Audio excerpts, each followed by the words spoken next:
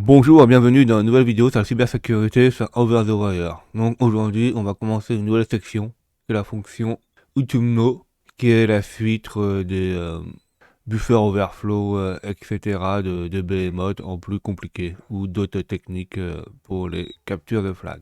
Donc là, une fois qu'on est connecté, il faut aller dans Utumno. Donc on fait cd Utumno, et là on va regarder notre premier challenge en faisant ls AL. Donc ici là on a deux possibilités pour avoir le ou la solution de Utumno. On a la version hard et la version normale. Donc la version normale, elle n'a pas de CTID, par contre elle est exécutable, et la version compliquée là, elle a un CTID et elle est exécutable. Donc le problème c'est que là on commence à avoir quelque chose de bizarre, c'est qu'elle est où le fichier n'est pas lisible par l'utilisateur. Donc la première chose qu'on va faire, c'est qu'on va l'exécuter pour voir leur comportement. Donc on fait no 0, on exécute. Donc là il dit readme, et je pense que Harald va me dire la même chose. Là on voit pas grand chose. Donc on peut faire un strass ou un ltrace. Donc là je vais faire plutôt un strass pour avoir un peu plus d'informations. Parce que vu qu'on n'a pas de lecture utilisateur, normalement ltrace devrait pas fonctionner.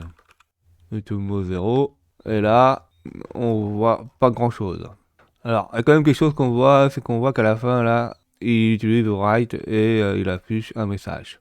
Après, le problème, là, c'est qu'on ne pourra pas utiliser de debugger pour le débugger, car on n'a pas accès en écriture. Donc, par exemple, avec JDBPDA ou Radar2, ça ne fonctionnera pas. Donc, il faut, pour résoudre cet exercice-là, il faut un peu connaître les propriétés des librairies partagées sous Linux. Alors, il existe une variable d'environnement sur Linux qui s'appelle le LD preload. En fait, ils disent qu'en fait le LD preload, c'est en fait un environnement de variable qui permet de charger des objets partagés, donc par exemple des librairies, avant les autres. Donc en fait, une des solutions qu'on pourrait faire, ça serait de usurper déjà une librairie qui existe et de l'utiliser à la place pour lire par exemple des choses en mémoire là-dedans. Et c'est dit que cette fonctionnalité est le plus souvent utilisée en cas de résolution rapide pour, par exemple, patcher des librairies qui travaillent sur une solution un peu plus stable. Et en bas, il y a quelque chose qui est très intéressant, il y a marqué, bien que cette fonctionnalité peut aussi être utilisée pour créer des rootkits, des codes qui font du reverse engineering, et qui peut aussi contourner ou outrepasser les fonctions anti-débugage, etc. Donc ça peut aussi servir aussi pour lire des endroits où on ne devrait pas lire. Il y a autre chose qui est intéressant, c'est de dire que ça peut remplacer aussi la version printf, put et toute autre fonction qu'on a. Donc là, le write, ça se trouve, c'est un put, un printf ou autre chose, une autre librairie qui permet d'afficher. Donc il suffit de la trouver. Alors, la première chose à faire, c'est de créer un répertoire temporaire sur notre... Donc là, je vais créer un nouveau répertoire où on va faire nos tests et compiler notre librairie partagée. Donc on fait Mac Directory tmp test 99 999. On va dedans. La première chose à faire, c'est de créer une librairie qui va essayer d'usurper celle qui affiche le code d'erreur readme. Donc, on fait Vime, on peut l'appeler comme vous voulez, vous pouvez l'appeler test. Et donc là, on fait une include studio. Et, et c'est là que ça va être important, c'est qu'on va là créer la fonction qui va usurper. Donc par exemple, là, nous, on va se demander, on va dire que c'est la fonction la plus simple pour afficher, c'est la fonction put qui va être usurpée. Il prend un pointeur de char, donc un pointeur de chaîne de caractères qui est constante, qui ne change pas. Donc ça c'est bien la chaîne qu'on lui passe. Et on va afficher quelque chose pour voir si printf fonctionne. Donc si printf fonctionne, on pourra faire une manipulation de chaîne pour lire les choses dans la mémoire. Donc on peut écrire je fonctionne avec fonction. Putain, là vous pouvez mettre que vous voulez, c'est pas grave, c'est pour que ça teste. Et on fait une retourne 0, on quitte comme il faut. Donc là, on va le compiler. Donc, on sait que le programme s'appelle test.c.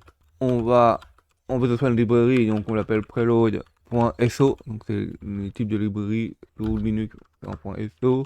Donc, on met quelques fonctionnalités en F format PIC en partagé, comme c'est une librairie partagée. Link NDL et surtout en 32 bits. Alors, on fait entrer et on voit est-ce que ça compile. Donc là, on dirait que ça a compilé. Si on fait ls-al, on voit que notre fichier est là, s'appelle preload.so. Et on va exécuter ce mot en mettant dans la variable environnement ld preload notre librairie qui va être chargée avant la librairie officielle là, de libc qui contient put officiel. Donc on va usurper cette librairie. Donc on fait ld preload. On fait preload. Alors là, il faut pas se tromper. Voilà. Et là, on met le fichier utomo 0. Et là, normalement, si ça fonctionne bien, notre librairie va être chargée avant celle qui est officielle. Et ça fonctionne, il y a marqué, je fonctionne avec fonction put. Et comme j'ai pas mis de retour chariot là, bah ça remet pas vers le bas, mais bon, c'est pas grave. Donc là, ça veut dire qu'on pourra lire en mémoire certaines choses, donc avec les problèmes de chaîne de caractères. Donc faisons ceci, on va modifier notre fichier test. Donc on commente ceci, on n'a plus besoin. Et là, alors pour lire la mémoire avec les strings, il faut commencer à regarder la pile. On peut commencer à regarder la pile par str. On a vu que dans la pile, ça commence toujours par les paramètres euh, de la fonction, plus le str, etc. Et en allant vers la droite, on avait toujours des informations sur la pile. Donc ça, on pourra la lire en faisant ceci. Donc on fait un print f. Donc à partir de str, et là on va mettre autant de pourcentage 8 x là pour lire en mémoire dans la pile. Donc il faut en mettre un certain nombre. 0,8x. Donc on en met un nombre assez grand. Alors là les deux petits points, vu que séparateur pour séparer les adresses pour voir où on en est. On va recompiler pour voir si ça fonctionne. Alors là, vous avez des warnings, une finiette, mais c'est pas grave, ça fonctionne. Parce qu'en fait, là, c'est des longues, mais qu'on va des entiers, mais après qui sont convertis en hexadécimal, donc ça pose pas de problème pour nous. Alors, on va re-exécuter avec ceci, et normalement, on voit nos adresses. Alors, nous, ce qui nous intéresse, tous les adresses qui pointent pas dans la pile, parce que dans la pile, il n'y a pas les informations qu'on veut, mais là, vers le bas, où il y a les chaînes de caractères.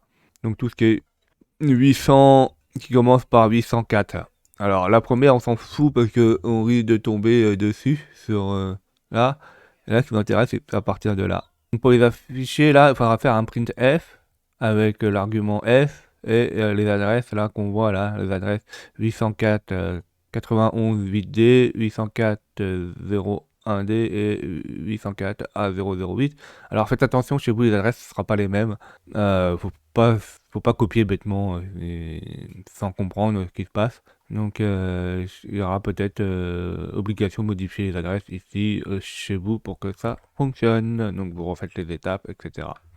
Donc là on prend les trois adresses qui sont là. Alors pas la première adresse ici, que le point du temps c'est le string là, le truc qui est pas, c'est la chaîne qui est mis en argument qui va être affiché, c'est pas ce qui nous intéresse. Donc on n'oublie pas de mettre le retour chariot. Alors pareil, ici, on met le retour chariot. Une fois qu'on a fait tout ça là pour les bonnes adresses, on compile. Donc là, on va compiler. Donc on a des warnings, c'est parce que en fait, là il attend une chaîne de caractères, mais on lui a donné une adresse, en fait c'est un pointeur, en fait une chaîne de caractères c'est des pointeurs sur pointeurs, en fait il va pointer sur la première adresse de la chaîne de caractères, et là c'est l'adresse qui est là, et qui va afficher le reste, et qui les adresses suivent. Donc il s'attend pas qu'on l'affiche comme ça. On va charger notre librairie qui va usurper donc le preload de put et qui va lire dans ces adresses mémoire ici. Donc on fait entrer. Et là on voit que ça fonctionne, on a notre adresse mémoire. Donc qu'est-ce qu'on a appris? Bah là on a appris qu'en fait il était possible de lire quand même dans la mémoire d'un programme, Même si on n'a pas en lecture, si on peut usurper ces librairies en mode dynamique, donc partagé, avec preload. Donc preload, ça peut être quelque chose de très puissant et très dangereux. On a vu ce qu'on pouvait faire, hein. On pouvait contourner la librairie put ou n'importe quelle librairie où on devine le nom. On peut lui faire afficher n'importe quoi, donc ça peut être utilisé pour du phishing, n'importe quoi. On peut lire la mémoire, donc par exemple là on pourrait lire des mots de passe ou même des saisies utilisateurs. Donc on peut faire des choses très intéressantes. J'espère que vous avez appris beaucoup de choses. N'hésitez pas à mettre des commentaires pour que j'ai des retours. Mettez des pouces bleus, abonnez-vous et surtout, n'oubliez pas de cliquer sur la cloche notification pour être au courant des nouvelles vidéos qui sortent.